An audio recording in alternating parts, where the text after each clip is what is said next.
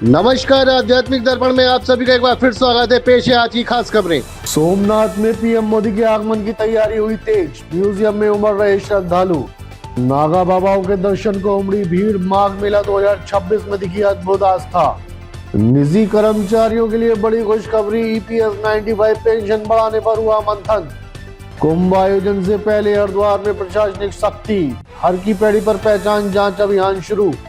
काशी से उड़ा पर्यावरण और सुरक्षा का संदेश, चाइनीज मांझे के खिलाफ आवाज हुई बुलंद। ठंड, कोहरा और प्रदूषण से दिल्ली एनसीआर में जनजीवन हुआ बेहाल, ठिठुरे लोग। अब खबर विस्तार से। आस्था, संस्कृति और संघर्ष की कहानी कहता सोमनाथ म्यूजियम, श्रद्धालुओं की उमड़ी भारी भीड़।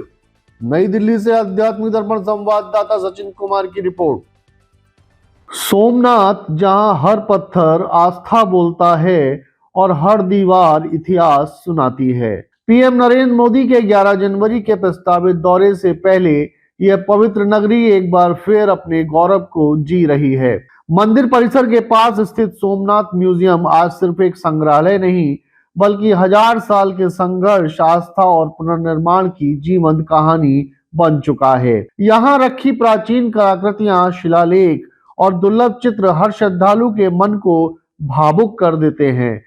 जैसे जैसे पीएम का दौरा नजदीक आ रहा है, सुरक्षा के कड़े इंतजाम किए गए हैं, लेकिन इन सब के बीच श्रद्धालुओं की भीड़ यह बताती है कि सोमनाथ सिर्फ एक मंदिर नहीं, बल्कि भारत की आत्मा है, जो टूटी बिखरी फिर भी हर बार और मजबूत होकर खड़ी हुई। नई दिल्ली से आध्यात्मिक दर्पण संवाददाता सचिन कुमार की ये खास रिपोर्ट।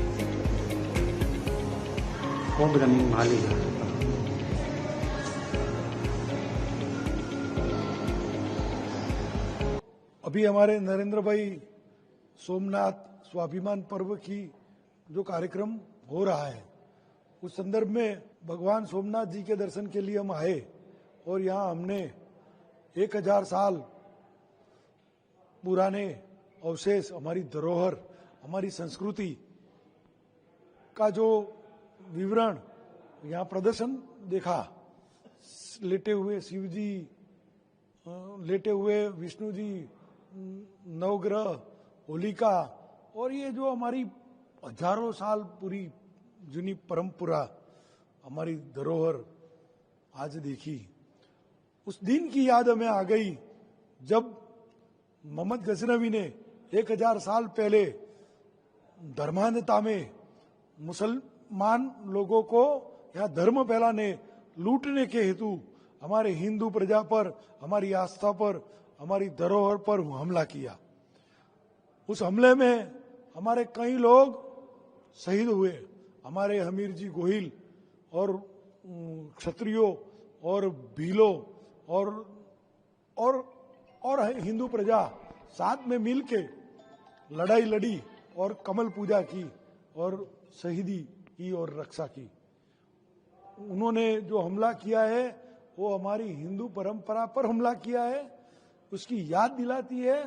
ये म्यूजियम देख के हमें हमारी संस्कृति का गौरव महसूस होता है।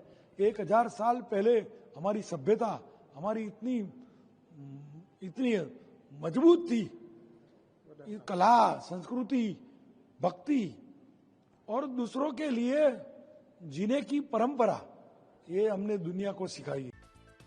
माघ मेला 2026 में इतिहास रचेगा संगम, 3 अखाड़ों का होगा अमृत स्नान। संगम में छाए नागा बाबा। प्रयागराज से आध्यात्मिक दर्पण संवाददाता कुमार उदय की रिपोर्ट। संगम नगरी प्रयागराज एक बार फिर इतिहास के पन्नों में नया अध्याय लिखने जा रही है। माघ मेला 2026 इस बार सिर्फ कल्पवास और तपस्या तक सीमित नहीं है, बल्कि सनातन परंपराओं की जीवंत तस्वीर बनकर सामने आया है।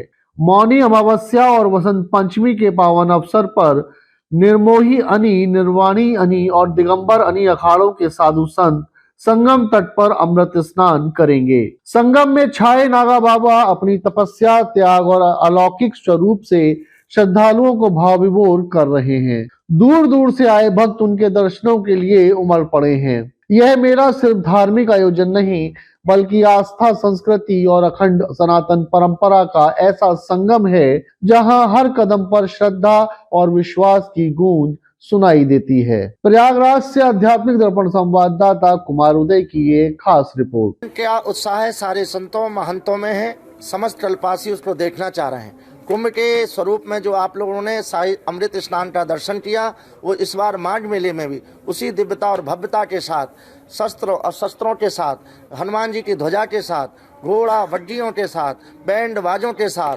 उत्साह के साथ, वही रथ और जलूस होते हुए हम सब लोग जगतगुरु द्वाराचार्य महामंडलेश्वर श्री महंत सब लोग सज धज के भगवान की आराधना उपासना करते हुए और संगम में स्नान करने जाएंगे और वह संगम का स्नान दिव्यता और भव्यता के साथ पूरा विश्व देखेगा। 3 स्थान है, कौन कौन से है जिसमें इस बार हम ठाट चौक के बैरागी संतों महामंडलेश्वरों ने अमावस्या का और बसंत पंचमी का 2 स्नान करने का आह्वान किया है और आगामी माघ मेलों में यह तीनों स्नान को हम लोग माघ मेले की कड़ी से जोड़ेंगे। क्या ये कुंभ की जैसी भव्यता रहेगी? हमारे कुंभ को ही माघ मेले में आप देखेंगे। हमारे सारे अखाड़े, वैष्णव अखाड़ों के, तीनों अखाड़ों के निर्वाणी, निर्मोही, दिगंबर के श्री महंत परम अध्यक्ष सभी पधार रहे हैं। हमारे नागातीत बैरागी संत पधार रहे हैं। सारे अखाड़ों की ध्वजा पधार रही हैं और सभी उत्साह और धूमधाम के साथ होगा। आप उसके साक्षी बनेंगे। माफ़ करिएगा, पहले तो शाही स्नान खत्म हो चुका है 2025 में ही। ये अमृत स्नान है और जैसे महाकुंभ अभी लगा था, 65 करोड़ पब्लिक ने 65 करोड़ पब्लिक ने स्नान किया, तो उसको देखते हुए हम लोग इसको मिनी कुंभ रूप में मानते हैं। और इस बार वैसे भी महामाघ मेला है, लाखों वर्ष बाद आया है, तो हम लोग प्रशासन से मांग किए थे कि हमारा ये स्वीकृत प्रदान की जाए कि हम इस बार अमृत स्नान करेंगे। जो पहला अमृत स्नान 18 जनवरी को मौनी अमावस्या को होगा। खाक चौक व्यवस्था समिति के अंतर्गत लगभग 300 महामंडलेश्वर, 5-10 जगत गुरु और देवाचार, द्वाराचार बहुत ज़्यादा संख्या में हैं। तो हम लोग माघ मेले में खाक चौक व्यवस्था समिति के अंतर्गत ये स्नान करेंगे, जिसका नाम हम लोगों ने अमृत स्नान रखा है। जो परमिशन भी मिल गई है, प्रशासन ने हमको स्वीकृत भी दे दी है। ये पहला इतिहास है और ये खाक चौक व्यवस्था समिति को धन्यवाद है कि जिनकी प्रेरणा से ये पहली बार होने जा रहा है। विशेषकर इसमें पूज्य जगत गुरु स्वामी विष्णु, वो सतुआ बाबा जी महाराज, संतोषाचार्य जी महाराज के अधिक प्रेरणा से ये पहला बार इतिहास होने जा रहा है और पहली बार ही हो रहा है, ये इतिहास बन रहा है। क्या तैयारी है इसमें? देखिए, हम लोग जितना भी कुंभ में करते हैं उससे भी दुगुना करेंगे और उससे ज्यादा तैयारी करेंगे। हमारे तीनों अनी के पदाधिकारी भी रहेंगे और तीनों अनी के हम लोग हैं ही। वैष्णव के जितने अखाड़े हैं यहाँ, सब अखाड़े के कैंप लगे हुए हैं। जगत गुरु भी हैं, रामानंदाचार्य भी हैं और हर प्रकार के लोग हैं और हम लोग पूर्णतः पूरी भव्य और दिव्य तैयारी करने जा रहे हैं। ये हद से ज्यादा, मतलब पिछली बार महामाघ मेला था, महाकुंभ था। इस बार जो हम लोगों को एक साथ जो देखने को मिल रहा है, अखाड़ों का स्नान, तीनों अखाड़े एक साथ स्नान कर रहे हैं, दिव्य दर्शन हो रहा है। अमेजिंग फीलिंग, मतलब मैं क्या ही बताऊं, पिछली बार से ज्यादा मुझे इस बार अच्छा लग रहा है। स्टार्टिंग में ये उत्सव, ये मतलब अमेजिंग, इट्स अमेजिंग। इंतजार है अमृत स्नान का? Yes too much. मतलब मैं ना, ये मकर संक्रांति जो आ रहा है इसके लिए। कर्मचारियों के लिए बड़ी राहत की उम्मीद, ईपीएस 95 पेंशन में हो सकता है बड़ा इजाफा। नई दिल्ली से आध्यात्मिक दर्पण संवाददाता सचिन कुमार की रिपोर्ट। निजी क्षेत्र के करोड़ों कर्मचारियों और पेंशन भोगियों की नजरें इस वक्त एक बड़ी उम्मीद पर टिकी हैं। ईपीएस 95 योजना के तहत पिछले कई सालों से सिर्फ रुपए 1000 की न्यूनतम पेंशन पर गुजारा कर रहे बुजुर्गों के लिए राहत की खबर सामने आ रही है। महंगाई के इस दौर में दवाइयों, इलाज और रोजमर्रा की जरूरतों का बोझ बढ़ता ही जा रहा है। ऐसे में पेंशन को 5000 रुपए तक बढ़ाने के प्रस्ताव ने एक नई उम्मीद जगा दी है। ईपीएफओ के स्तर पर इस समय मंथन चल रहा है और अगर सरकार की मंजूरी मिलती है तो 15 से 20 लाख पेंशनर्स की जिंदगी में बड़ा सुकून आ सकता है। हालांकि अभी कोई आधिकारिक घोषणा नहीं हुई है, लेकिन आने वाले बजट और नीति बैठकों में पेंशन भोगियों को बड़े फैसले की आस है। नई दिल्ली से आध्यात्मिक दर्पण संवाददाता सचिन कुमार की ये खास रिपोर्ट। जो वेतन सीमा होती है, जो वेज सीलिंग होती है, प्रोविडेंट फंड एक्ट के अंदर जो स्कीम है जिसमें सभी जो वर्कर्स होते हैं, एम्प्लॉयर्स होते हैं, उनकी एक सीमा निर्धारित है कि 15,000 से जो नीचे के होंगे वो ही उसका लाभ उठा सकेंगे। तो हमने ये पिटिशन दायर करी है कि इसका रिवीजन होना चाहिए, इसका संशोधन होना चाहिए, क्योंकि 15,000 का अपने 11 साल से कोई रिवीजन नहीं हुआ है, जिसकी वजह से काफ़ी सारी स्टेट्स में आज की डेट में मिनिमम वेजेस भी जो न्यूनतम आय है वो भी 15,000 से ज़्यादा है। और अब अगर आप सिर्फ 15,000 से कम के लोगों को इसका लाभ देंगे तो काफ़ी बड़ा तबका है, जो कामकाजी तबका है, जो कि इसके लाभ से वंचित रह जाता है आज की डेट में।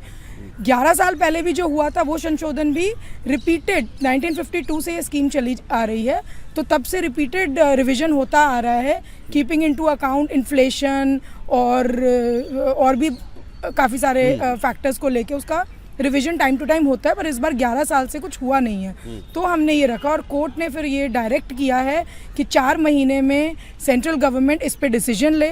2 वीक्स में पिटिशनर को बोला है कि एक बार फिर से आप रिप्रेजेंटेशन दीजिए, जो कि पहले भी दी गई थी, एक बार फिर से दीजिए, और 4 महीने में सेंट्रल गवर्नमेंट इस पर डिसीजन ले कि क्यों ये बदलाव नहीं हो पा रहा है। स्पेशली क्योंकि जो पब्लिक अकाउंट्स कमेटी है और खुद का जो सेंट्रल बोर्ड है provident fund, employees provident fund organisation का, उन्होंने भी ये चीज़ का रिकमेंडेशन दिया है कि आपको वेज सीलिंग या तो हटा देनी चाहिए ताकि ज़्यादा से ज़्यादा लोग इसका कवर हो जाएं, या फिर आपको इसको रिवाइज़ करना चाहिए इमीडिएटली, क्योंकि इससे तो जो सबसे निचले तबके के लोग हैं उन्हीं को आप लाभ नहीं दे रहे हैं। पीएफ से ये फ़ायदा होता है कि किसी भी व्यक्ति का कुछ अमाउंट ऑफ देयर सैलरी वो कंपल्सरी तरीके से एक तरीके से कंपल्सरी सेविंग होती है, जिसमें कुछ कंट्रीब्यूशन एम्प्लॉयर की तरफ से जो उनको नौकरी दे रहा है उसको भी कंपल्सरी देना पड़ेगा और सरकार की तरफ से भी होगा। तो जब वो रिटायर करेगा तो उसको एक अच्छी खासी एक अमाउंट मिलेगा। ये कोई चैरिटी नहीं है, कुछ नहीं, वो पैसे के लिए इस व्यक्ति ने काम किया है, पर क्योंकि वो एक इकट्ठा होता जाएगा तो उससे एक अमाउंट इकट्ठा हो जाता है किसी के लिए, जो कि लोगों को अपने रिटायरमेंट वगैरह के टाइम पे काफी काम आता है। लेते एक छोटा सा ब्रेक, आप कहीं मत जाइएगा, देखते रहिए आध्यात्मिक दर्पण। बैल कोलू कच्ची घानी सरसों का तेल, नाम ही पहचान है। बैल कोलू कच्ची घानी सरसों का तेल, नाम ही पहचान है। 62 वर्षों से आपके भरोसे और फैशन का प्रतीक सेठी सन्स, बॉम्बे होजियरी फैमिली की विश्वसनीय इकाई।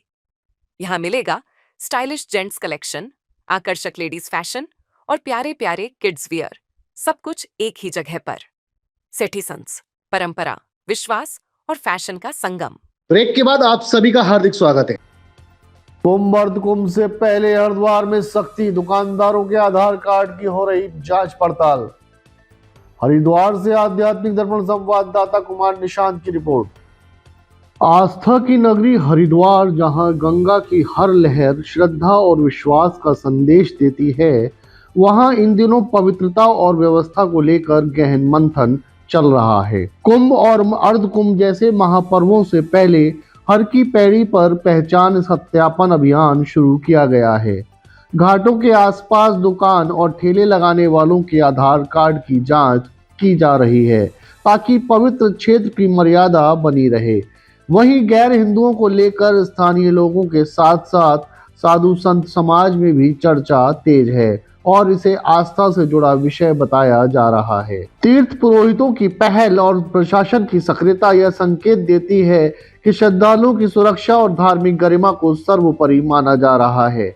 इसी क्रम में सरकार हरिद्वार के 105 गंगा घाटों पर प्रवेश नियमों को लेकर भी विचार कर रही है। आस्था, परंपरा और व्यवस्था, इन तीनों के संतुलन के साथ हरिद्वार आने वाले महापर्वों के लिए खुद को तैयार कर रहा है।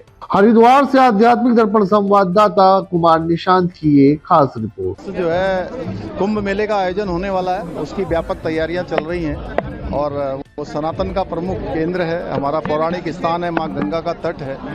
उसकी भव्यता बनी रहे, उसकी दिव्यता बनी रहे, उसका जो मूल स्वरूप है देवत्व बना रहे, और उसके लिए हम यहाँ स्थापना स्ट्रक्चर बना रहे हैं, अनेक तैयारियां कर रहे हैं और एक नए स्वरूप में आपको भव्य और दिव्य वहाँ का कुंभ दिखाई देगा। वो ऐतिहासिक होगा। और से मांग नहीं है, ये समस्त सनातनियों की, हमारे हरिद्वार क्षेत्र में निवास करने वाले समस्त सनातनियों की डिमांड है और मैं उन्हीं की मांग को लेकर के यहाँ आया हूँ कि इस पूरे कुंभ क्षेत्र को अहिंदू प्रवेश निषेध घोषित करा जाए, यह हिंदू क्षेत्र घोषित करा जाए, जिसके आधार पर हमारे होने वाले करोड़ों श्रद्धालुओं के आने की व्यवस्थाएं, हमारे यहाँ पर धार्मिक आयोजन, उत्सव, हमारे तीर्थ की मान मर्यादा बनी रहे। अंग्रेजों के समय में कुछ वर्ष पहले, मतलब मेरे को लगता है कि लगभग 100 वर्ष पहले म्युनिसिपल बायलॉज का गठन हुआ और उस म्युनिसिपल बायलॉज के गठन के अंदर उस क्षेत्र को अहिंदुओं का प्रवेश निषेध करा, अहिंदुओं का निवास निषेध करा। तो निश्चित रूप से यह उस समय की भी आवश्यकता थी और यह आज की भी आवश्यकता है।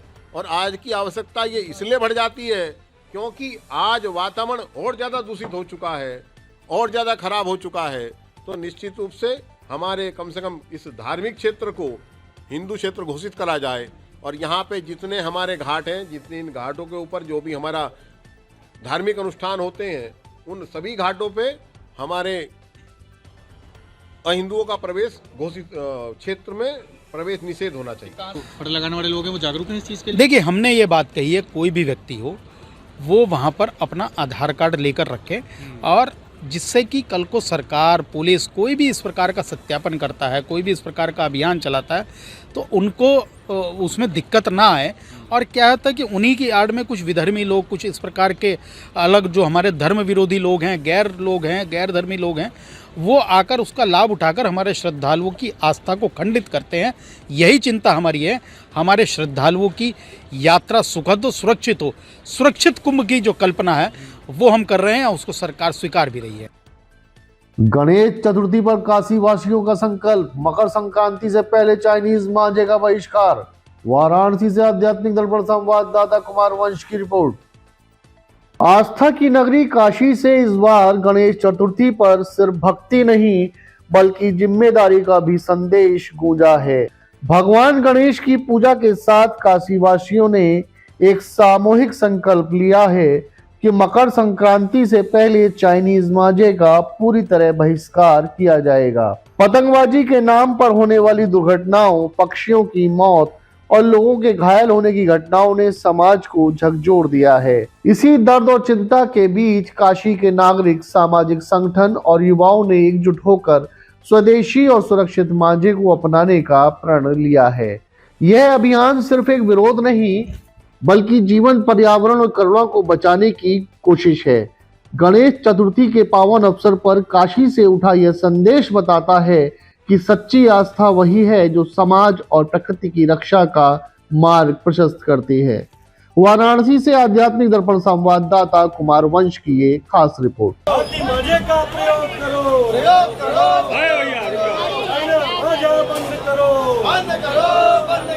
आज आपने देखा गणेश जी का हम लोग पूजन करके जो चाइनीज मंजे का पखवाड़ा चल रहा है, आज चौथा चरण है।